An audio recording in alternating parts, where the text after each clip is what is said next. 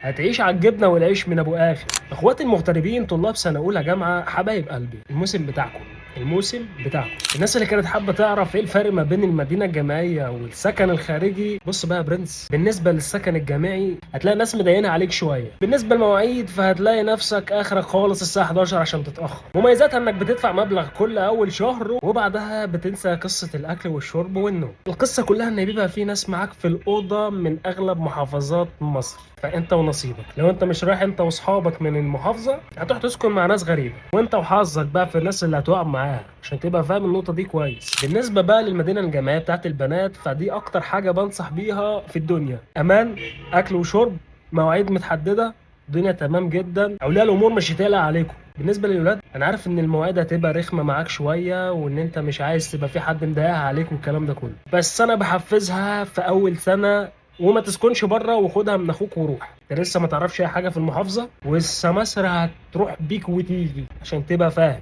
الدنيا مش تبقى لطيفه خالص معاك. انت اول سنه تسكن في سكن جامعي مش هترجع بقى من المحاضرات تكون بتدور على حد يعمل لك لقمه تاكلها ولا لقمه سخنه والكلام ده كله. هتروح هتلاقي غدا ايا يكن ايه هو هتاكله. بالنسبه بقى للسكن الخارجي هو حر شويه والكلام ده، بس هتقع في حوارات مع السمسار ومع صاحب شقه وقصص. اكلك وشربك يا باشا هترجع من المحاضره زي الباشا تعمله. هتعيش على الجبنه والعيش من ابو اخر.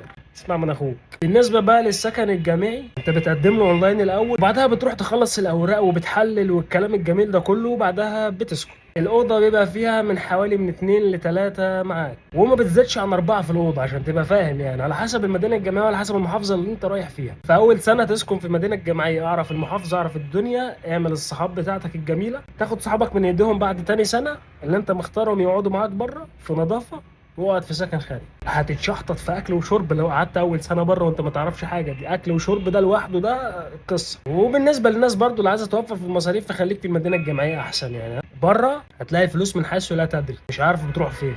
فخير خير يعني. المهم حبيت اجاوب على كل الاسئله بتاعتكم، وانا معاكم الموسم ده، اصل الموسم ده بتاعكم يعني. اعمل لكم شويه فيديوهات حلوه، فلو مهتم بالمحتوى ده او ما شابه ذلك اعمل فولو.